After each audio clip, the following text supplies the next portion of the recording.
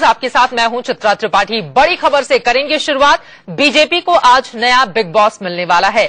नए अध्यक्ष का सेहरा मोदी के करीबी माने जाने वाले अमित शाह के सिर बंधेगा। अब से कुछ ही देर के बाद इसका ऐलान होने की संभावना है।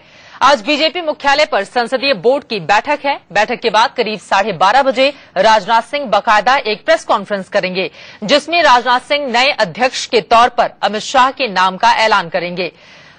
ये दो तस्वीरें हम आपको दिखा रहे हैं। राजनाथ सिंह आज छोड़ेंगे अपनी कुर्सी, जबकि शाह को मिलेगी कमान। अगर राजनाथ सिंह के हम कार्यकाल की बात करें तो आपको बता दें कि पहला कार्यकाल 2006 से 2009 तक का रहा था राजनाथ सिंह का, और दूसरा 2013 से अब तक का। लेकिन चूंकि वो गृह मंत्री हैं और बीजेपी में एक व्यक्ति एक फॉर्मूला लागू है, इसी के तहत अध्यक्ष का पद उन्हें छोड़ना पड़ रहा है। फिलहाल अमित शाह की टीम में कौन कौन से चेहरे हो सकते हैं वो आपको दिखाते हैं इस रिपोर्ट में।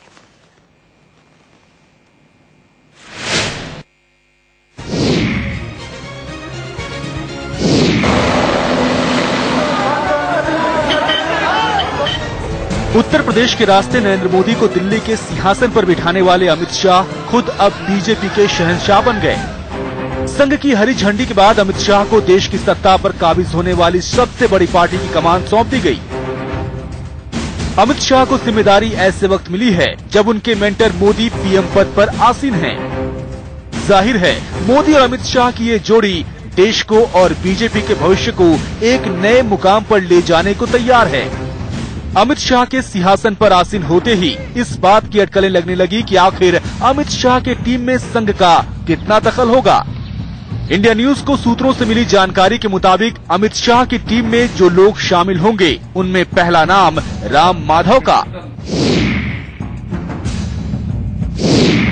लंबे वक्त तक आरएसएस के प्रवक्ता रहे राम माधव अब अमित शाह की टीम के सदस्य के तौर पर बीजेपी में शामिल होंगे। राम माधव को मोदी का करीबी माना। लंबे वक्त तक आरएसएस के प्रवक्ता रहे राम माधव अब अमित शाह की टीम के सदस्य के तौर पर बीजेपी में शामिल होंगे। राम माधव को मोदी का करीबी माना जाता है। सूत्रों की माने तो राम माधव को सीधे बीजेपी महासचिव बनाया जा सकता है और वो बीजेपी के नए अध्यक्ष की टीम में सक्रिय भूमिका में नजर आ सकते हैं। सारण लोकसभा सीट से इस बार बिहार के पूर्व मुख्यमंत्री राबड़ी देवी को हरा चुके बीजेपी के युवा नेता राजीव प्रताप रूडी को अब संगठन को मजबूत करने की जिम्मेदारी मिल सकती है। रूडी मोदी के पसंदीदा सिपह सलारों में से एक हैं।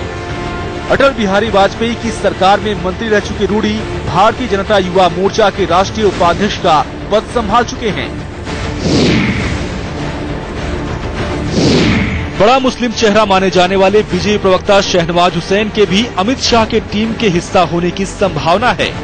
2001 में देश के सबसे युवा कैबिनेट मंत्री रह चुके शहनवाज को मोदी कैबिनेट में जगह नहीं मिल पाई, लेकिन पार्टी उन्हें संगठन की जिम्मेदारी दे सकती है।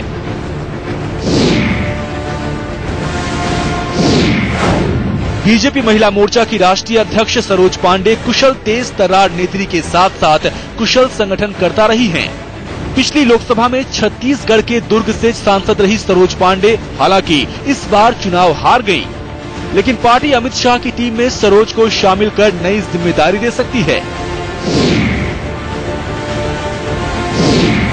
पूर्व बीजेपी अध्यक्ष राजनाथ सिंह की टीम में युवा महासचिव रह चुके वरुण गांधी का नाम अमित शाह की टीम में तय है। अपने विवादित बयानों से चर्चा में रहने वाले सुल्तानपुर से सांसद वरुण पार्टी में कट्टर हिंदुत्व का चेहरा हैं। बीजेपी के राष्ट्रीय महामंत्री रामलाल को संगठन का पुराना अनुभव है। रामलाल ने बीजेपी की एक पूरी पीढ़ी को अपने सामने बढ़ते देखा है, लिहाजा संघ और बीजेपी अमित शाह की टीम में भी उनके अनुभवों का इस बार फायदा लेने की कोशिश में है। संगठन में शिव प्रताप को रामलाल की सहायता के लिए जगह मिलने जा रही है। कहा यह भी जा रहा है कि आने वाले समय में रामलाल के विकल्प के तौर पर शिव प्रताप को संगठन में तैयार किया जा रहा है। करीमनगर के कोरापल्ली गांव के एक किसान के बेटे से बीजेपी के महासचिव बनने वाले मुरलीधर राव ने अपने राजनीतिक जीवन की शुरुआत बेशक एबीवीपी से की है, लेकिन उन्होंने काफी कम उम्र में ही संघ का दामन थाम लिया था, लिहाजा संघ का उन पर हमेशा आशीर्वाद रहा और इसीलिए वो इस बार भी अमित शाह की टीम का हिस्सा बन सकते हैं। बीजेपी से राष्ट्रीय सचिव और मीडिया में मुखर नेता के तौर पर रामेश्वर चौरसिया की पहचान है। उन्हें अमित शाह का भरोसा हासिल है। रामेश्वर चौरसिया इस बार के लोकसभा चुनाव में उत्तर प्रदेश के सह प्रभारी भी रहे और मोदी को उत्तर प्रदेश के रास्ते प्रधानमंत्री की कुर्सी तक पहुंचाने में अमित शाह के साथ बड़ा योगदान दिया। शायद उसी का नतीजा है कि उनका नाम अमित शाह की नई टीम में शामिल होने जा रहा है। Sanjay Sharma, Delhi, India news. चाल चरित्र और चेहरा बदलने जा रहा है बीजेपी का। इसी मुद्दे पर चर्चा की हम शुरुआत करेंगे। तमाम खास मेहमान इस वक्त हमारे साथ जुड़ चुके हैं, उनका परिचय आपसे मैं करवा देती हूं। हमारे साथ इस वक्त स्टूडियो में जुड़ चुके हैं न्यू इंडियन एक्सप्रेस ग्रुप के एडिटोरियल डायरेक्टर प्रभु चावला जी, बहुत स्वागत है प्रभु आपका।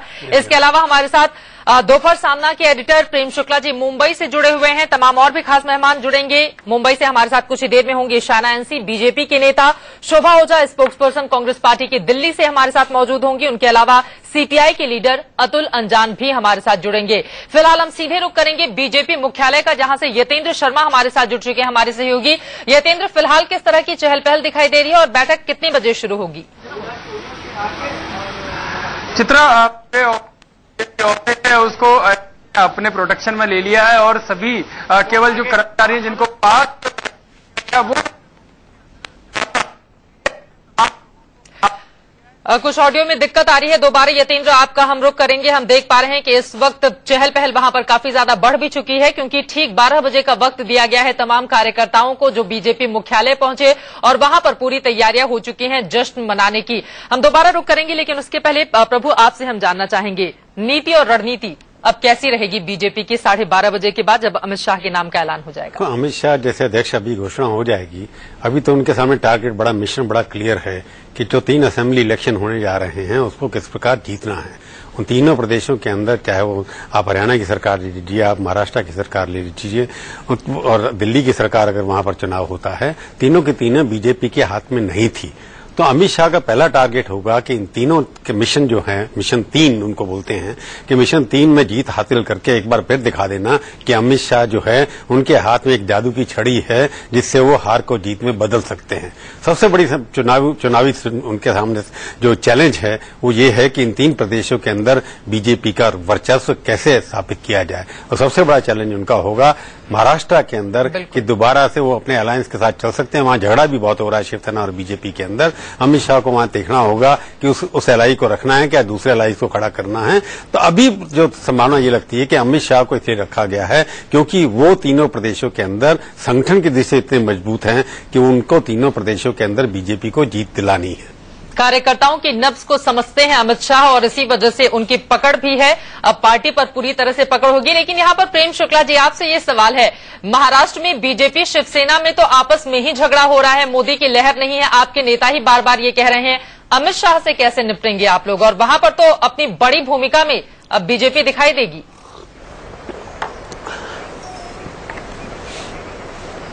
नहीं, मुझे लगता है कि भारतीय जनता पार्टी और शिवसेना के बीच विवाद है, ये बात जितना मीडिया में है उतना दोनों दलों के बीच में नहीं है। शिवसेना और भारतीय जनता पार्टी एक दूसरे के सैद्धांतिक जो है सहयोगी है और दोनों के बीच बहुत बढ़िया जो है तारतम्य बना हुआ है।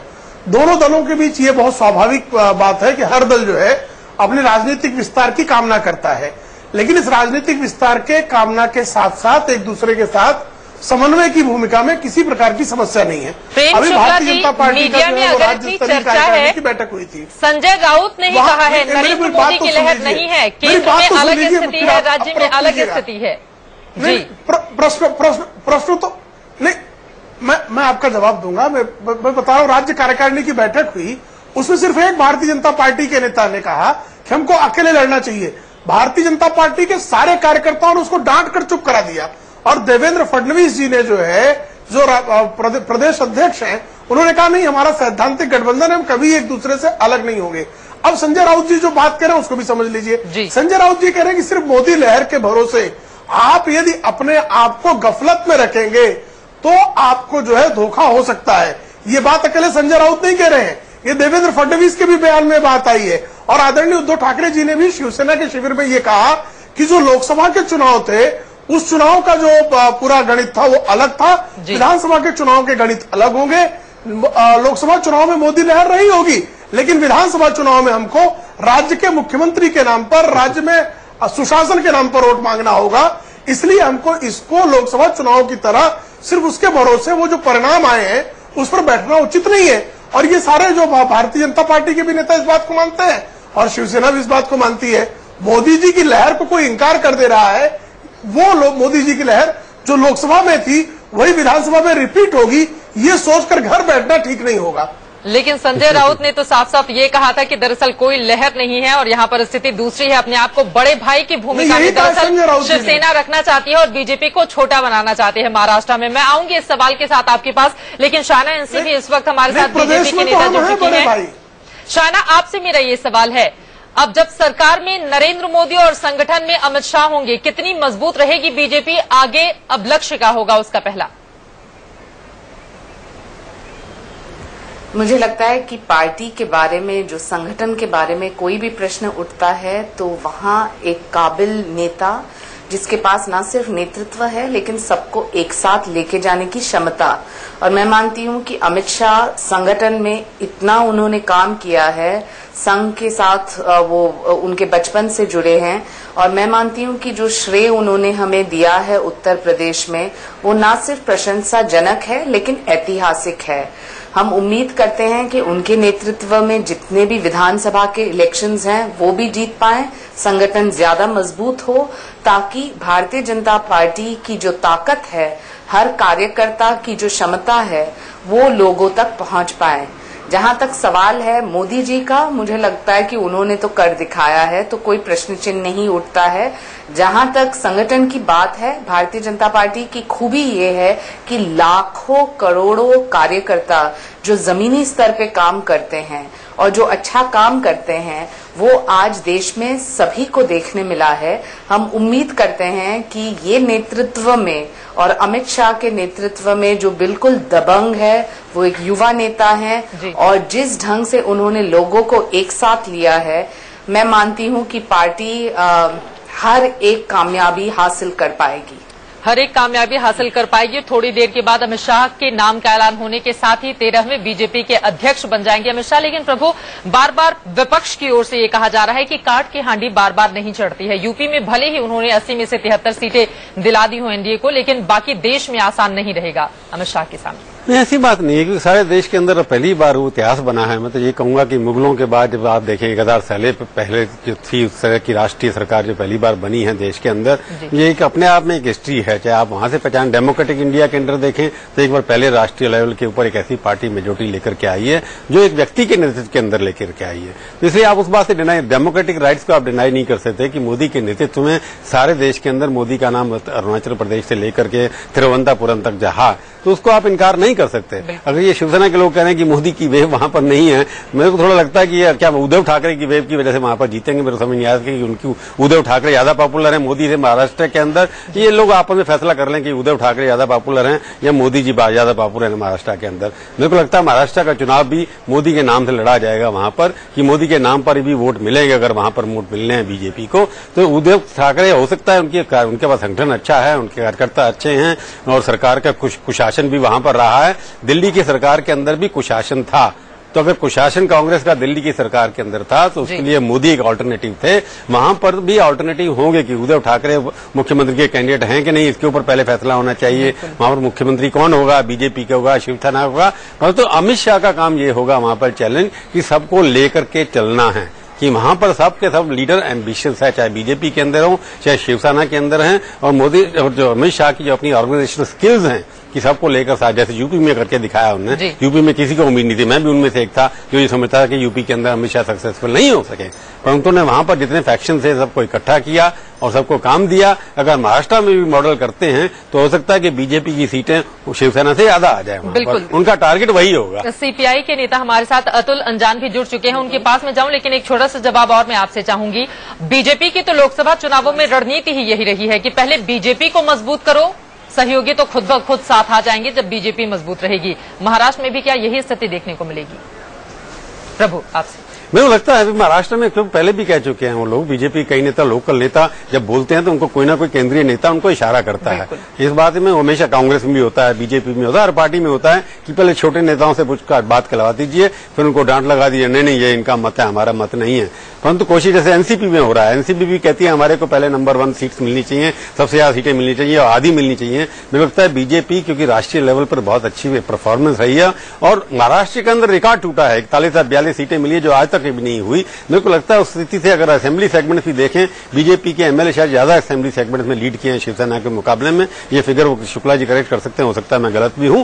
तो वहां पर कोशिश यह रहेगी बीजेपी को राष्ट्रीय लेवल पर, अमित शाह को बनाया इसलिए गया अध्यक्ष कि राष्ट्रीय लेवल पर हर स्टेट में बीजेपी खड़ी हो। 2019 का मिशन है उनके सामने, क्योंकि अभी जो टर्म उनको मिली है वो अभी 1 साल की टर्म है, उसके बाद फुल टर्म उनकी जो 4 साल की होगी वो 2019 तक जाएगी। इसका मतलब जो अमित शाह हैं आज जो अध्यक्ष बने हैं 2019 के लिए बने हैं, उसके चुनाव के लिए है। तो उनका मतलब ये होगा कि जिन स्टेट में बीजेपी नहीं है उन स्टेट्स के अंदर भी बीजेपी को खड़ा करना सबसे बड़ा चैलेंज उनके सामने वही है। वहां पर बीजेपी को कांग्रेस के अल्टरनेटिव बनाना या सीपीएम का अल्टरनेटिव बनाना या उनको वहां पर टीएमसी का अल्टरनेटिव बनाना, ये उनका मिशन रहेगा कि बीजेपी कांग्रेस की तरह राष्ट्रीय स्तर पर एक अल्टरनेटिव बनेगी। ये उनका एजेंडा है, ये उनका मिशन है। ये तीसरी पीढ़ी के नेता हैं, दूसरी पीढ़ी के नेता कोई भी अध्यक्ष नहीं बना, दूसरी पीढ़ी के नेता सारे के सारे उसमें चले गए अपने कैबिनेट के अंदर। ये तीसरी पीढ़ी के नेता जो आज टेक करने वाले हैं ये लंबे समय के लिए वहां पर आएंगे। अब कितने सक्सेसफुल होंगे, क्या होंगे,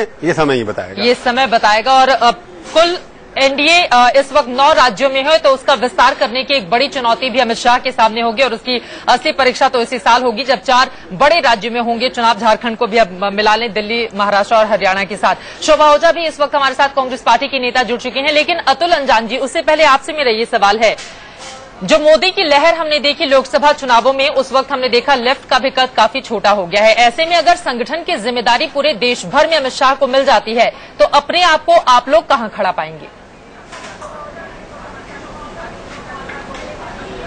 देखिए, एक बात आपको मैं बताऊं चित्रा जी, ये बहुत लंबी बहस आप अपने दर्शकों को उबाने का काम कर रहे हैं।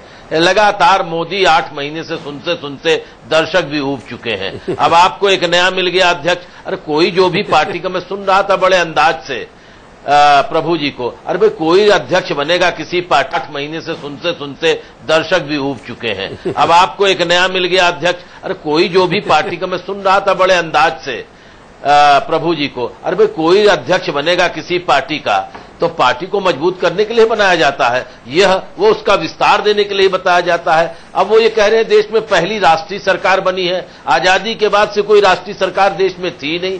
इतनी स्वामी भक्ति और इतना ज्यादा महिमा मंडन, मैं समझता हूं भारतीय राजनीति में व्यक्तियों का महिमा मंडन और भारतीय राजनीति के अंदर दलों का महिमा मंडन, और जो पद पर पहुंच जाए उसका महिमा मंडन करके आप लोकतंत्र की सेवा नहीं कर रहे हैं। और पत्रकारिता के नाम पर, और वह भी कि हम एकदम पारदर्शी हैं, यह उचित नहीं हो रहा है। इसने मुझे कहने का मौका मिला और मैं कह रहा हूं। जहां तक किसी पार्टी के अध्यक्ष का सवाल है वो ठीक है, लेकिन अमित शाह का इतिहास भी देखने की जरूरत है। और मैं उसको दूसरे तरीके से कहता हूं कि मोदी जी एक ऐसे राजनीतिज्ञ हैं जो जहां कहीं से भी अगर उनके खिलाफ कोई विरोध का स्वर उठता है तो उसे वो दबा देते हैं।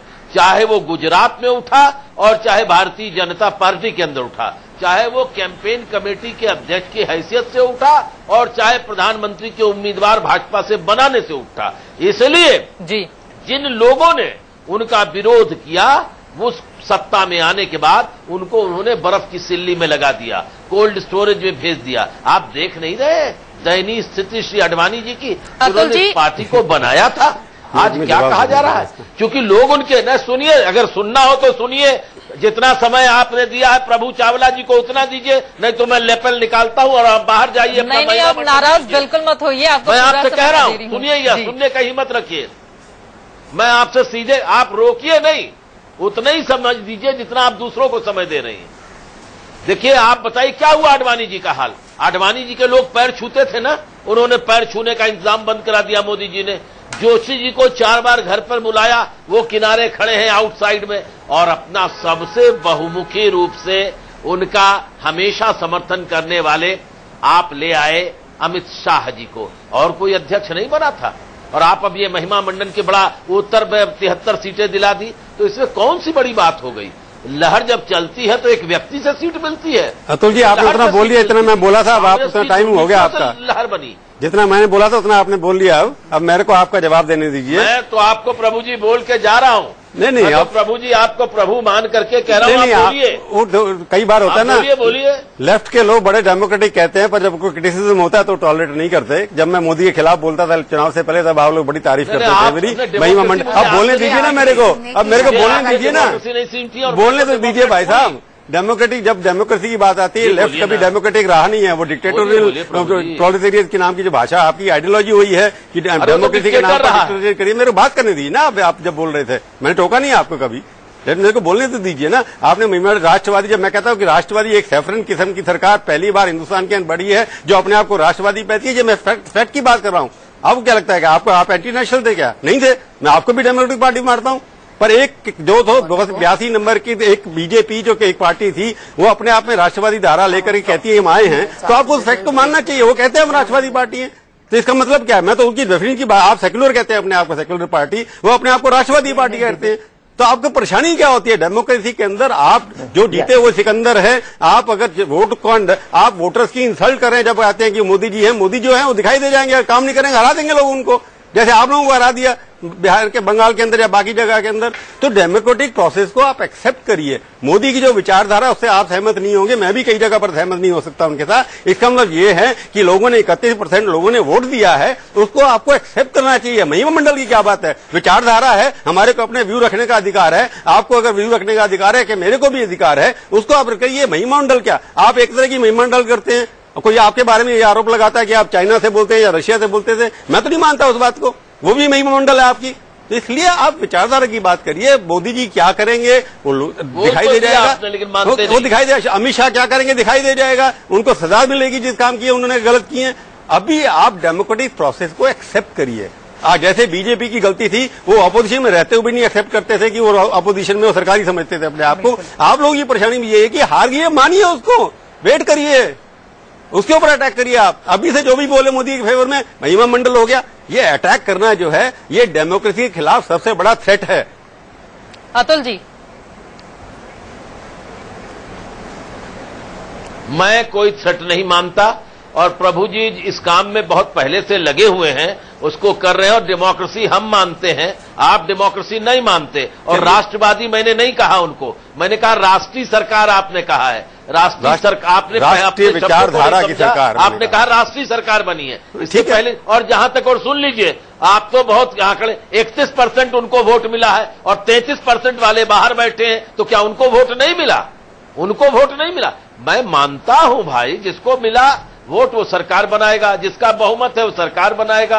हम डेमोक्रेसी नहीं मानते। अब चीन क्या कर रहा है, रोज मोदी जी चीन की कहानी बता रहे हैं, हमको मालूम है ना चीन क्या कर रहा है, आपको भी मालूम है। और जहां तक अमित शाह जी का है, मैंने कहा ना कि जो उनके खिलाफ तो कई आरोप हैं, तो लगाइए ना उनके ऊपर बहस करिए। अभी तो उनके खिलाफ मुकदमा चल रहा है, हाई कोर्ट, सुप्रीम कोर्ट, कहां क्या है, सोहराबुद्दीन का मामला, किसका मामला। अब जाने दीजिए, निजता के सिद्धांत में भी कौन कितना जनतांत्रिकरण है, कितने में पारदर्शी है, कितना लोकतांत्रिक है, महिला की निजता कितनी निजता रहती है, ये सब बहस लंबी है। जाने दीजिए, अभी वो अध्यक्ष बन रहे हैं, अपना काम करेंगे। और किसी पार्टी का कोई आदमी अध्यक्ष बनता है तो ये उस पार्टी का अपना मामला है, वो देश में जाएगा, अपनी पार्टी के कार्यकर्ताओं के बीच में, अरबों कार्यकर्ताओं के बीच में वो जाएंगे और भारतीय जनता पार्टी के बारे में बात करेंगे, तो उनका अपना है। लेकिन इतनी बड़ी बहस कांग्रेस पार्टी में कौन बन रहा है, कौन नहीं बन रहा है, कम्युनिस्ट पार्टी में कौन बन रहा है, छोड़िए, ठीक है, जो करेंगे वो अच्छा है। लेकिन अतुल जी, इस बात को तो स्वीकारना होगा ना कि बीजेपी ने अपने आप को बदला, जिसके बाद अकेले 282 सीटें उसे मिली। अब कम से कम लेफ्ट की भी बारी है कि वो अपने आप को बदले, अगर जनता उसे नकार रही है। इस सवाल के साथ मैं आऊंगी आपके पास और उम्मीद करूंगी आप नाराज नहीं होंगे। शोभा ओझा बहुत देर से हमारे साथ जुड़ी हुई है। शोभा ओझा, आपसे मैं राय नहीं लेना चाहता। मैं आपका चैनल लेफ्ट को गाली बकने के लिए अगर बनाया गया तो करिए उसका। माफ कीजिएगा अगर आपको ऐसा लग रहा है तो मैं माफी चाहती हूँ। मैं तो बस सवाल पूछ रही थी, एक पत्रकार होने की। अब शोभा ओझा के पास मैं चलती हूँ, उसके बाद अतुल जी मैं आती हूँ आपके पास। शोभा ओझा जी, सवाल ये है, उत्तर भारत में कांग्रेस पार्टी बहुत कमजोर हो गई है। ऐसे में अगर अमित शाह को जिम्मेदारी दे दी जाती है संगठन की, फिर तो कांग्रेस के लिए आगे आने वाले वक्त में और ज्यादा मुश्किलें हो सकती हैं, क्योंकि उत्तर प्रदेश में कांग्रेस का क्या हाल हुआ ये हम सब ने देखा। अब कांग्रेस कैसे निपटेगी इससे?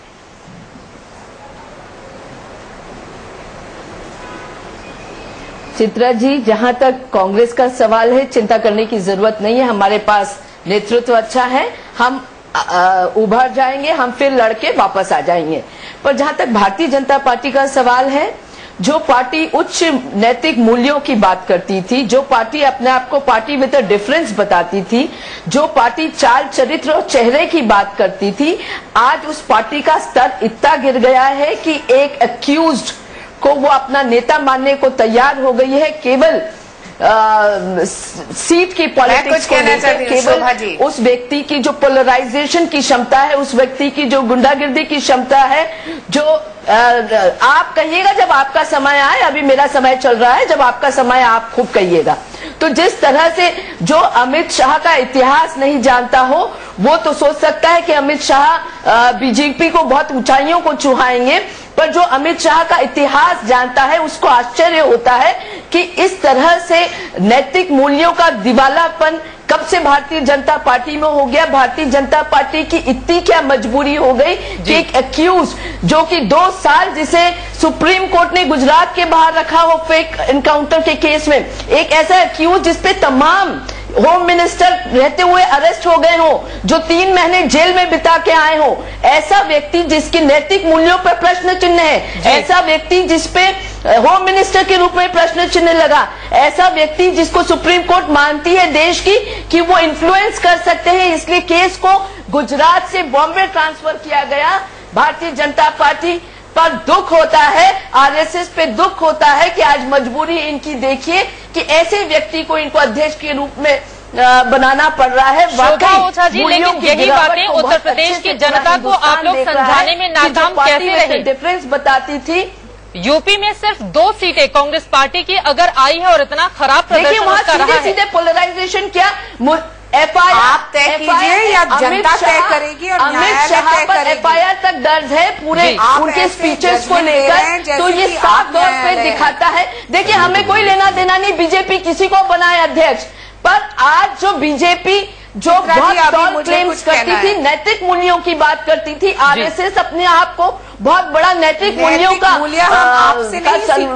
संरक्षण करने वाला ऑर्गेनाइजेशन बताता है। आरोप के ऊपर प्रत्यारोप भी होता है। नैतिक मूल्यों की धज्जियां उड़ गई, बीजेपी के कोई सर्टिफिकेट की आवश्यकता नहीं है, पार्टी विद डिफरेंस की धज्जियां उड़ गई। और बधाई हो, बधाई हो, बधाई हो भारतीय जनता पार्टी को कि उसका असली चेहरा, चाल चरित्र चेहरा जनता के सामने आ रहा है, हिंदुस्तान की जनता के सामने आता है। हम तो खूब बधाई देते हैं भारतीय जनता पार्टी को कि अच्छा है, अमित शाह जैसे लोग जब अध्यक्ष बनेंगे तो ये पार्टी का असली चेहरा जनता के सामने आएगा। यही अमित शाह है जिनका होम मिनिस्टर के रूप में जवाब ले लेते हैं शाना इसी से हम। सोहराबुद्दीन ट्रिपल मर्डर केस में क्या रोल रहा है, जो अभी भी बेल पर है सीबीआई में, अभी भी उनको पेश होना पड़ता है।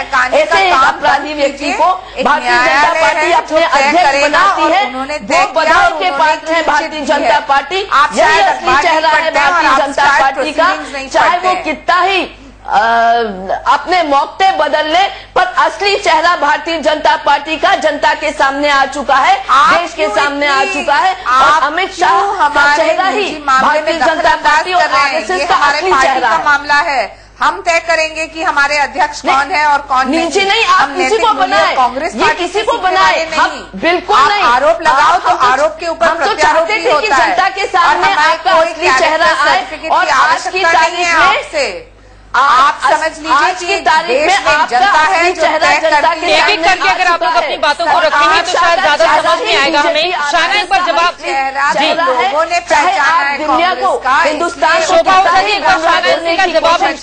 पर अब सच्चाई सामने आ गई है और अमित शाह जैसे लोग ही चित्रा जी आपके पार्टी के असली चेहरे ही आपने बता दिया है। चार चरित्र चेहरा आपका अमित शाह का ही है और पार्टी में टिप्पणी करने वाले हैं। आपकी बातों का जवाब देना चाहेंगे थोड़ा उनको बोलने दीजिए ना प्लीज। आप लोग गेम करते थे शोभा जी, अगर आप उनको थोड़ा बोलने दीजिए फिर आपको बोलने शोभा जी एक मिनट आप उन्हें बोलने तो दीजिए प्लीज, उनको बोलने दो एक बार, फिर आप बोल लेना। एक बार जब किसी और को मौका दे तब मैं बोलूं। जी हम नैतिक मूल्य कांग्रेस पार्टी से शोभा जी आप प्लीज बोलने दीजिए ना उनको। और कांग्रेस पार्टी भारतीय जनता पार्टी के बारे में चर्चा नहीं करे। कांग्रेस पार्टी भारतीय जनता पार्टी के निर्णय के प्रति कोई टिप्पणी कर नहीं सकती है और हम आपसे कोई कैरेक्टर सर्टिफिकेट नहीं चाहते हैं। जनता ने तय किया है कि वो सरकार चाहते हैं तो किसकी सरकार। अभी जहां देश कैरेक्टर सर्टिफिकेट दे रहा है, हमें देने की जरूरत नहीं है। कोर्ट कैरेक्टर सर्टिफिकेट दे रहे हैं, देश कैरेक्टर सर्टिफिकेट दे रहे हैं, आप मुझे क्यों सुप्रीम कोर्ट कैरेक्टर सर्टिफिकेट दे रहा है आपको। नहीं तो यही समझ में आएगा कि आपके पास वापस कोई मुद्दा है ही नहीं। शाइना जी, जब मैं बोल रही थी आप लगातार बोल रही थी। आरोप के ऊपर एक प्रत्यारोप भी होता है। न्यायालय तय करेगा कि कौन गुनहगार और कौन नहीं। जहां तक अमित शाह का सवाल है, आप शायद आपको प्रोसीडिंग्स आप फॉलो नहीं कर रहे हैं। क्या अमित शाह जी जेल नहीं गए? आप मुझे बताइए, 3 महीने जेल जाके नहीं आए क्या? 2 साल 2010 से 2012 तक उन्हें गुजरात के बाहर नहीं सुप्रीम कोर्ट ने भेजा। जवाब आपको 2014 में जनता ने दी है। आप तथ्य को कैसे झुठला सकती है शाइना जी? क्या अमित शाह होम मिनिस्टर रहने के बाद हटाए नहीं गए? क्या 3 महीने उन्होंने जेल में नहीं काटे? क्या 2010 से 2012 उन्हें गुजरात के बाहर नहीं भेजा गया? हमारे अध्यक्ष के बारे में मुजफ्फरनगर में उनके भड़काऊ भाषण के लिए नहीं रजिस्टर हुआ? देश की जनता तय करती है और न्यायालय तय करती है। ये सब बातों का जवाब आपको सोचना है। जितना चीखना चाहो, जनता जानती है कि कौन गुनहगार है और एक बार हम बात कर लेते हैं, एक एक करके अपनी बातों को हम रखेंगे तो शायद ज्यादा बेहतर हम समझ पाएंगे। शायना, अगर मेरा ये सवाल आप सुन पाए पार्टी के जैसे। जी, मेरा सवाल आपसे सीधा ये है, अमित शाह को ही बीजेपी अध्यक्ष क्यों बनाया जा रहा है? क्योंकि उनमें क्षमता है। वो एक कार्यकर्ता है जिन्होंने लगातार सालों साल पार्टी के लिए काम की है। उन्होंने अपनी क्षमता दिखाई है, अपनी लीडरशिप क्वालिटीज, नेतृत्व दिखाया है और वो कार्यकर्ता को एक साथ लेके जाते हैं। अब जो हम तय करेंगे कि हमारा अध्यक्ष कौन, वो भी क्या हमें कांग्रेस पार्टी से परमिशन लेना पड़ेगा कि क्या ये उम्मीदवार आपके हिसाब से सही है या नहीं? बीजेपी के क्या बाकी नेताओं में सही क्षमता नहीं है? अगर सबसे ज्यादा क्षमता जवाब उनको 2014 में मिला है। वो चाहते हैं कि हम भी उनके तरह कमजोर हो, लेकिन हम कमजोर होने वाले नहीं। हमारी पार्टी की ताकत है हमारी कार्यकर्ता और अमित शाह एक कार्यकर्ता से आज एक नेता बन चुके हैं और उन्होंने अब कर दिखाया है, कोई बोल वचन नहीं किया है। उनकी जो है हमारी कार्यकर्ता और अमित शाह एक कार्यकर्ता से आज एक नेता बन चुके हैं और उन्होंने अब कर दिखाया है, कोई बोल वचन नहीं किया है। उनकी जो ऑर्गेनाइजेशनल संगठन की जो ताकत है उसके ऊपर या उसके प्रति कोई प्रश्न चिन्ह नहीं उठ सकता है।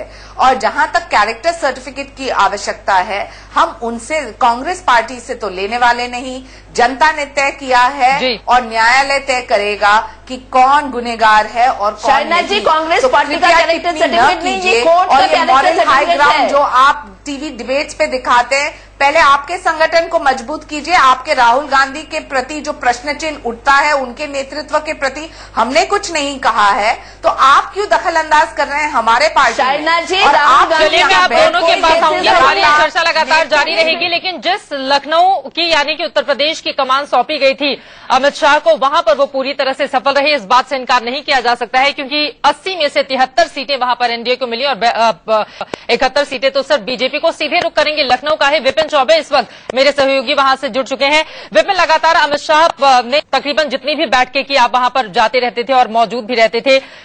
उत्तर प्रदेश के जो कार्यकर्ता हैं, अमित शाह को अब जो नई कमान दिए जाने का फैसला होना है, उसको लेकर वहां पर किस तरह का उत्साह देखने को मिल रहा है?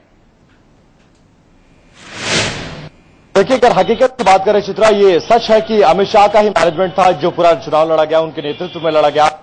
प्लानिंग थी, उनकी सोच थी और एक एक चीजों पर उन्होंने अपनी मुहर लगा के सब कुछ काम करवाया और बीजेपी को फतह भी हासिल हुई। और लेकिन आज जब अमित शाह के बीजेपी के राष्ट्रीय अध्यक्ष के पद पर नाम का ऐलान होने जा रहा है, उसके बाद जो लखनऊ की तस्वीर है खासकर बीजेपी ऑफिस की, तो बड़ा सन्नाटा पसरा हुआ है, कुछ भी नहीं है, कोई नेता यहां पर नहीं है। यहां तक कि बीजेपी के प्रदेश अध्यक्ष लक्ष्मीकांत वाजपेयी भी दिल्ली में है, जो और भी बीजेपी के यूपी के नेता हैं वो भी दिल्ली में है और किसी भी तरह के सेलिब्रेशन का कोई इंतजाम नहीं है, ना कार्यकर्ताओं को बुलाया गया है, ना नेताओं को बुलाया गया है, ना यहां पर किसी तरह की गैदरिंग है। सुबह 10 बजे से हम यहां पर मौजूद हैं और अब तक सन्नाटा पसरा हुआ है। क्यों है ये? क्या शायद बीजेपी औपचारिक ऐलान का इंतजार कर रही है या फिर इसके पीछे सोच कुछ और है, ये अभी फिलहाल साफ नहीं हो पा रहा है। चलिए दोबारा मैं आपके पास आऊंगी। वहां पर फिलहाल सन्नाटा है, लेकिन दिल्ली ऑफिस में बीजेपी के कार्यकर्ता जरूर जुटने शुरू हो चुके हैं। दिल्ली ऑफिस की तस्वीरें भी हम आपको दिखाएंगे, लेकिन अतुल अंजान जी के पास में जाऊं। प्रेम शुक्ला जी, एक महत्वपूर्ण बात यह भी है जो शोभा ओझा जी ने कही, नरेंद्र मोदी की बात करें या फिर अमित शाह की बात करें, इन लोगों की जो कार्यशैली है वो यही है, क्योंकि जो ये चाहते हैं वही होता है। और वही स्थिति अगर महाराष्ट्र में देखने को मिली फिर तो आप लोगों के लिए मुश्किल होने वाली है आगे आने वाले वक्त में। देखिए, हम महाराष्ट्र में जरा भी इस बात के लिए चिंतित नहीं है और शोभा ओझा जी को अधिक चिंता करने की आवश्यकता है। और अमित शाह के मामले में विशेष बात मैं कहना चाहूंगा, अमित शाह ने 2003 में जिस दिन विधानसभा में धर्मांतरण नियंत्रण विधेयक लाया, उसके बाद ही सोनिया गांधी के इशारे पर अमित शाह को फिक्स करने का जो कारोबार शुरू हुआ, जो कह रही कि उनके खिलाफ जो गुजरात में प्रवेश करने की बंदी थी, आफ्ताब आलम जी जस्टिस थे और शनिवार के दिन छुट्टी के दिन घर बैठकर उन्होंने ऑर्डर निकाला था। और बाद में राम जेठमलानी जी जो उनके वकील थे अमित शाह जी के, उन्होंने सुप्रीम कोर्ट में जो आरोप लगाया है कि आफ्ताब आलम जी के परिवार के एनजीओ को किस तरह से कांग्रेस की सरकारें पैसे देती रही, वो अपने आप में बहुत ही निंदनीय है। तो अमित शाह पर आप टीका करने से पहले इस बात को भी देख ले कि नरेंद्र मोदी और अमित शाह दो लोगों को टारगेट किया गया 2004 से लेकर 2014 तक देश में। बता तो रहा हूं ना मैं, आपकी हिम्मत हो, ईसाई शोभा ओझा में हिम्मत हो, ईसाई शोभा ओझा में हिम्मत हो तो कृपा करके बता दे। आफ्ताब आलम जी पे आरोप को मैं बता रहा हूँ, राम जेठमलानी जी ने जो सुप्रीम कोर्ट में आरोप लगाया है मैं उसको कोट कर रहा हूँ, मैं कोई आरोप नहीं लगा रहा हूँ। मैं सुप्रीम कोर्ट के बारे में देखिए, आप जो है शोभा जी, आप जो है बहुत जोर जोर से बातें करेंगी तो सत्य झूठ, आप कितनी गंदी बातें करती, बात नहीं कर रहा है, आपकी भाषा गंदी की मेरी भाषा गंदी है। अब आपसे भाषा का संस्कार नहीं लेना है मुझे आपसे भाषा का संस्कार नहीं लेना है। और सोनिया गांधी, ईसाई सोनिया गांधी की ईसाई एजेंट शोभा ओझा से मुझे भाषा का संस्कार नहीं लेना है। भाषाई संस्कार का ध्यान हमें रखना चाहिए किसी भी पार्टी के लोग। बिल्कुल माफी के साथ आप लोगों को मैं रोकना चाहूंगी, कम से कम एक दूसरे पर टिप्पणी, एक तो व्यक्तिगत टिप्पणी न करें। हम अमित शाह के बारे में बात करने के लिए बैठे हैं। आप मुझे हिंदू कहिए ना, मुझे बुरा नहीं लगेगा। नहीं, बिल्कुल नहीं। आप मुझे हिंदू कहिए, अगर हम हिंदू मुसलमान और ईसाई में लोगों को नहीं बांटे तो कहीं ज्यादा अच्छा रहेगा। देश से आगे निकलना चाहता है। आप मुझे हिंदू कहिए ना, क्योंकि धर्मांतरण विधेयक, मैं धर्मांतरण विधेयक को कोट कर रहा हूँ। धर्मांतरण विधेयक के बाद आप क्यों अमित शाह को करेंगे? मैं वो किस बात की माफी मांगू? मेरे को हिंदू कहो ना, क्या ईसाई चलिए हम इस बात को यहीं पर रोकेंगे। हम चाहेंगे कि एक दूसरे के लिए कम से कम व्यक्तिगत टिप्पणी नहीं की जाए तो वो कहीं ज्यादा बेहतर होगा। अतुल अंजान जी के पास में चलती हूँ। प्रेम शुक्ला जी, अमित शाह को लेकर मैंने ये सवाल पूछा था और जाहिर तौर पर तकलीफ आप लोगों को भी है। इस सवाल के साथ मैं आऊंगी आपके पास, लेकिन अतुल अंजान जी, प्रेम शुक्ला जी, मैं आती हूँ आप लोगों के पास। शोभा ओझा जी, मैं आती हूँ आपके पास। अतुल अंजान जी, लेकिन बड़ा सवाल ये भी खड़ा हो रहा है क्योंकि इस बात पर हर एक पार्टियों के अंदर डर तो जरूर है कि अगर केंद्र में नरेंद्र मोदी रहें और संगठन को मजबूत करने की दिशा में सक्रियता दिखा दी अमित शाह ने, तो हर एक पार्टी के लिए मुश्किल खड़ी हो जाएगी। और चूंकि लोकतंत्र में हमने रिजल्ट के हिसाब से हम देखते हैं सफलता और असफलता, वो स्थिति तो गई ही है ना अमित शाह के लिए, और इस बात को तो आपको भी मानना पड़ेगा। शुक्ला जी को माफी मांगनी पड़ेगी आप अपने इस घटिया सोच। आपका ये प्रश्न जो है, आपका ये जो प्रश्न है जी, आपका ये प्रश्न जो है चित्रा जी, ये कपोल कल्पना का प्रश्न है। मैंने फिर पहले ही शब्दों में कहा था कि महिमा मंडन से बचा जाए। अब आप कह रहे हैं नरेंद्र मोदी प्रधानमंत्री हो गए, अमित शाह कांग्रेस वो भारतीय जनता पार्टी के अध्यक्ष हो गए, सब पार्टियों में डर पैदा हो गया और प्रभु चावला जी लोकतंत्र की बात कर रहे हैं कि डेमोक्रेसी में सबको आजादी है। ये कैसा प्रश्न है, कैसा उत्तर है? बात सही आपने उठाई है, इसलिए कि अब तक राष्ट्रीय स्वयंसेवक संघ ये कहता रहा है कि वह एक सांस्कृतिक संगठन है। उसने लिख कर दिया हुआ है सरदार पटेल को कि हमारा राजनीति से कोई लेना देना नहीं है। से रज्जू भैया से लेकर के सुदर्शन तक और देवरस जी से लेकर के गोलवलकर जी अक्सर इस बात को कहते रहे हैं अपने लिखा बंच ऑफ थॉट से लेकर अब तक कि हमारा राजनीति से कोई लेना देना नहीं है। लेकिन हम ये देख रहे हैं वो एक कैमाफ्लॉज था, वो एक दूसरा आवरण था। और आज पहली बार ये भारतीय जनता पार्टी का अटल बिहारी वाजपेयी के जमाने में भी मदन दास देवी जी और दूसरे लोग जो है वो 7 रेस कोर्स जाते थे। अब तो ये पूरी की पूरी सरकार नागपुर जाती है और भागवत जी ने पहली बार राम माधव आ रहे हैं महासचिव बन के और दूसरे लोग आ रहे हैं। ये कंप्लीट टेक ओवर है भारतीय जनता पार्टी का आरएसएस के द्वारा और इसलिए घबराने की कोई जरूरत नहीं है। अब ये सरकार सिर्फ मोदी जी की और सरकार नहीं है, ये भारतीय जनता पार्टी की सरकार नहीं है, ये राष्ट्रीय स्वयंसेवक संघ की सरकार है। उसकी नीतियां किसे चलेंगी, क्या उससे मिलेगा, ये देखने की जरूरत है। और मैं चित्रा जी आपको बताऊं कि मेरा प्रभु जी इसको अन्यथा मत लीजिएगा, आप इसका तार्किक रूप से उत्तर दीजिएगा। आप उस संगठन से जुड़े हुए व्यक्ति रहे हैं, मैं उसमें उतना ज्यादा जानता नहीं, लेकिन उसके बारे में खूब सुनता हूं। आप जवाब दीजिएगा। मैं आपसे इतना ही कहता हूं कि आज अगर अमित शाह जी अध्यक्ष बन रहे हैं तो इसमें घबराहट की कोई बात चित्रा जी नहीं है। हम लोग तो नहीं घबराते और बाकी लोग कौन घबराता है नहीं मालूम। और हमको और जनतंत्र में जितना अवसर मिलेगा हम अपनी बात कहेंगे। मैंने कल भी एक बात कहूं आपको प्रभु जी, कल मैं पहला आदमी था जिसने इस बात को कहा कि सदानंद देव गौड़ा जी के दरवाजे पर जिस तरीके से अभद्रता हुई है मैं उसकी मुखालफत करता हूं। तो राजनीति में हम लोग लोकतंत्र और शिष्टाचार ये दोनों के समर्थक हैं। इसलिए आपको मैं बताऊं कि ऐसा आरोप मत लगाइए कि आप चले गए, हार गए। हम हार गए होंगे। हमने देखिए आपको बताएं, हम लोकसभा में 1952 में सबसे बड़ी पार्टी कांग्रेस पार्टी के बाद बने थे, लेकिन हम दौड़कर ये नहीं कहने गए थे कि हमको लीडर ऑफ अपोजिशन बना दिया जाए।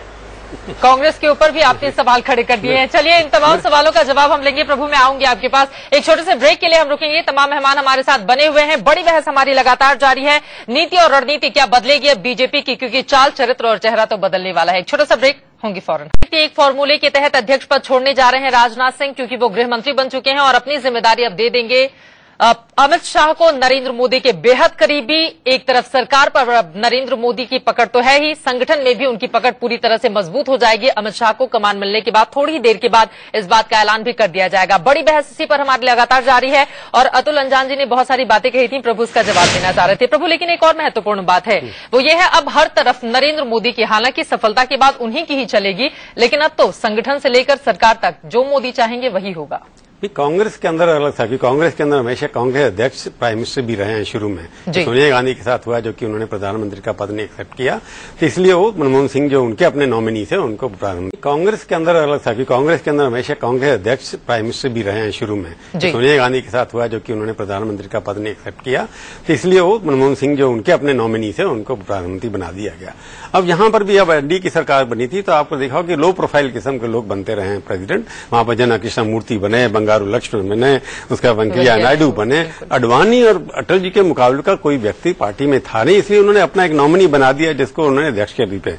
इसलिए मोदी जी, क्योंकि अब पार्टी जो बीजेपी चाहे इसका कड़वा सच है, पर बीजेपी जीती है मोदी की वजह से। जैसे कांग्रेस बिना राजीव गांधी या सोनिया गांधी या किसी के बिना जीत नहीं सकती थी, वही बात इनके अंदर है कि मोदी के बिना बीजेपी का सोचना, इस बार कल्पना करना भी थोड़ा असंभव है। उन्होंने 282 सीटें ला करके दी और उन्होंने अपनी मर्जी का अध्यक्ष बनवाया जो उनके डिपेंडेबल है, ये बात दूसरी है। परंतु मैं एक बात अनजान साहब को टिप देना चाहूंगा कि अनजान साहब लेफ्ट के लोग हैं। मैं बता दीजिए, डेमोक्रेसी है विविधता में एकता, भारत की विशेषता, कि यहां पर हमारी यूनिटी इन डाइवर्सिटी है। अगर आपको लेफ्ट का होने का गर्व है तो मेरे की जो पुरानी संघ के साथ मेरी एसोसिएशन लगी है, मेरे को भी उसके ऊपर गर्व है। दोनों हम एंटी नेशनल नहीं हैं, हम विचारधाराओं को अलग अलग रखते रहेंगे। 1974 के बाद मेरा उनके साथ कोई भी पॉलिटिकल संबंध नहीं रहा। मैं उसके बाद जर्नलिज्म छोड़ आ गया। उसके बाद मैंने जितनी जर्नलिज्म के आकर बीजेपी के खिलाफ जाने मैंने लिखा, जो आरएसएस के खिलाफ लिखा, उसके लिए मेरे को सर्टिफिकेट आपका नहीं चाहिए।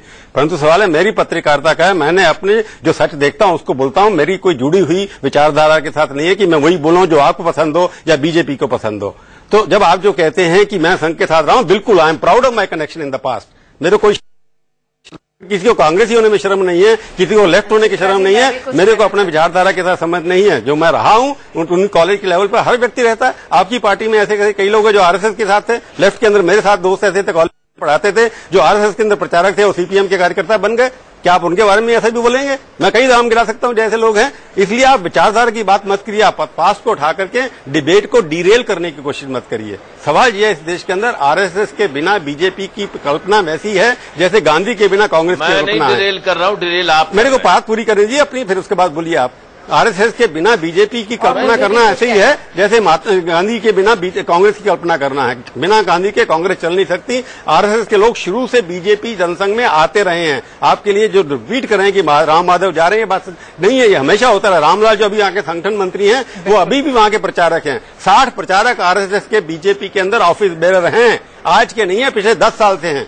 पहले संख्या उनकी 40 होती थी, अब 60 के लगभग हो रहे हैं। तो ये कि आप राकर की चार्ज लगाते रहे कि नए लोग आरएसएस के आए हैं, आरएसएस के लोग बीजेपी के अंदर काम करते हैं फिर वापस चले जाते हैं, ये बात सच है। बीजेपी वाले मानने के लिए तैयार नहीं। सच्चाई यही है कि आरएसएस संगठन प्रोवाइड करता है, काडर प्रोवाइड करता है। अभी भी 60 लोग उनके अंदर काम कर रहे हैं। अमित शाह जो है आरएसएस के कार्यकर्ता नहीं रहे, कभी उन्होंने ऑफिस बेरर नहीं रहे, प्रचारक भी कभी नहीं रहे, पहले अध्यक्ष बनेंगे बीजेपी के, जिनका आरएसएस के अंदर डायरेक्ट कोई जिम्मेवारी नहीं रही है। शाखा में जाते रहे दूसरी बात है, परंतु हमेशा आरएसएस के लोग आते रहे हैं, जाते रहे हैं। आरएसएस का है ना कि हम पॉलिटिकल इंटरफेरेंस नहीं करते, ये बात ठीक है कि डायरेक्टली नहीं बताते, पर उनके लोग जब उनके स्वयंसेवक जाते हैं वहां पर प्रचारक जाते हैं तो उनको पता है क्या करना है। बिल्कुल। तो इसलिए ये बात कहना कि मैं रहा हूं उनके साथ, मैं प्राउड हूं उस बात का, मेरे को घमंड है कि मैंने जो कुछ सीखा उसके ऊपर उनकी विचारधारा से अब जो भी है मैं सहमत नहीं हूं, क्योंकि मैं पत्रकार हूं, मेरा अपना जो भी सोचने का तरीका, पर मेरे को कोई शर्म नहीं है इस बात के अंदर कि मैं उनके साथ जुड़ा रहा। विद्यार्थी परिषद का अध्यक्ष रहा 2 साल, मेरे को उस वक्त बड़े लोग हैं जो आज मंत्री बन गए, मेरे को कोई शर्म नहीं। कैसे आप अतुल जी मुस्कुरा रहे हैं, प्रभु इसका मैं जवाब लूंगी अतुल अंजान जी आपसे, लेकिन शाना इनसे कुछ जोड़ना चाह रही है। लेकिन शाना इसी के साथ एक मेरा सवाल भी है, अगर आप सुन पाए। सवाल ये है, अब तो बड़े नेताओं का होगा क्या? क्योंकि इसके पहले हमने देखा था सरकार में सबको साइडलाइन कर दिया गया, अब संगठन में भी ये स्थिति रहेगी। कम से कम बड़े नेताओं का पूरा सम्मान किया जाए, बीजेपी इस चीज का तो ख्याल रखेगी ना? बिल्कुल। कौन कह रहा है कि सम्मान नहीं मिलेगा, और कौन कहता है कि हमने बड़े नेता को हम भूल चुके हैं? हम एकजुट संगठन में टीम वर्क की जो स्पिरिट है वो सबके सामने जाहिर है, और मैं प्रभु जी से बिल्कुल सहमत हूं। संघ से जुटना या संघ के विचारधारा को मानना या देश के हित के बारे में सोचना, इसमें कोई अपॉलॉजी की आवश्यकता नहीं है। इसमें कोई भी दो मत या दो राय नहीं हो सकता है, क्योंकि राष्ट्रीय स्वयंसेवक संघ सबसे नेशनलिस्टिक मूवमेंट है, और हम बहुत गर्व से कहते हैं कि जब विचारधारा और प्रगति साथ में हम मिलाते हैं तो देश की सही प्रगति होती है। और जो अतुल अंजान जी और कांग्रेस के प्रवक्ता इतने घबराए हुए हैं, तो जाहिर सी बात है, क्योंकि आज देश में सबसे काबिल प्रधानमंत्री के रूप में नरेंद्र मोदी जी काम कर रहे हैं। इसलिए एक छोटा छोटा जवाब बाकी दोनों नेताओं से भी मैं ले लेती हूँ। शाना रोकते हुए आपको प्रेम शुक्ला जी। वही घबराहट आज दिखाई दे रही है जब अमित शाह जी अध्यक्ष बनने जा रहे हैं, क्योंकि सभी जानते हैं कि संगठन मजबूत, नेतृत्व मजबूत और देश। प्रेम शुक्ला जी, एनडीए का अब आगे क्या होगा? क्या आपको लगता है कि अभी 9 राज्य में है, बाकी विस्तार जल्द ही करेगी एनडीए?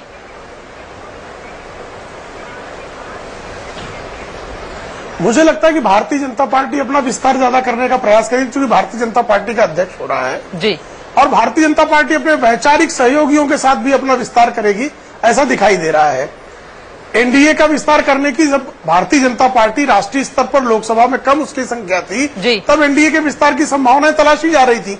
अब भारतीय जनता पार्टी लोकसभा में स्वयं जो है अपने बूते बहुमत है, तो भारतीय जनता पार्टी के राष्ट्रीय विस्तार का अवसर है और उस पार्टी को करना चाहिए। महाराष्ट्र में किसका विस्तार होता है? वक्त की कमी है। अतुल अंजान जी, चलते चलते चूंकि बहुत सारे सवाल आपको लेकर भी उठे हैं, आपका क्लोजिंग कमेंट, आखिरी शब्द आपका। देखिए, हम तो खुले खेल फरुक्काबाजी करने वाले हैं। मैं जिस मकसद से बोल रहा था कि मालूम पड़ जाए संघ और आरएसएस और भारतीय जनता पार्टी, प्रभु जी को धन्यवाद कि उन्होंने उसका उजागर कर दिया, लेकिन पत्रकारिता की पक्षधरता निष्पक्षता नहीं कहलाती, ये भी उनसे कहना चाहता हूं। तो आखिरी बात, जो गड़बड़ाहट वो है, ये है कुछ लोगों में, मुझे गड़बड़ाहट नहीं, मैं तो तैयार हूं। एक लोग सोच रहे हैं कि नरेंद्र मोदी और अमित शाह दोनों एक साथ थे गुजरात में तो कई हत्याएं हुई, 42 अधिकारी जेल में हैं, उनका दुरुपयोग करके हत्याएं कराई गई, सब कुछ कराई गई। अब यह प्रधानमंत्री और भाजपा अध्यक्ष हो जाएंगे तो कुछ जरूर ऐसा होगा जो गुजरात में जैसे अमित शाह और नरेंद्र मोदी के जमाने में गुजरात ने जो झेला है गैर जनतांत्रिक, वह सब कुछ देखने चलिए हर सवाल का जवाब समय देगा। बहुत शुक्रिया अतुल अंजान जी, आपका वक्त की कमी है, लेकिन अतुल जी जब होगा तो उसका इंतजाम भी वो भुगतेंगे अगर ऐसा सब कुछ। बिल्कुल, और मैं चाहूंगी पत्रकारों को नसीहत देने की बजाय उन राजनेताओं को आप नसीहत देते जो एक दिन पहले किसी और पार्टी में रहते हैं, अगले दिन किसी और पार्टी में, तो ज्यादा बेहतर रहता। हमारी इस बड़ी बहस में फिलहाल इतना ही। एक छोटे से ब्रेक के लिए हम रुकेंगे। एक बार फिर से आपको बता दें 12:30 बजे होगा अमित शाह के नाम का ऐलान, राजनाथ सिंह करेंगे। बीजेपी मुख्यालय से प्रेस कॉन्फ्रेंस। बड़ी खबर पर बने रहेंगे। फिलहाल एक ब्रेक।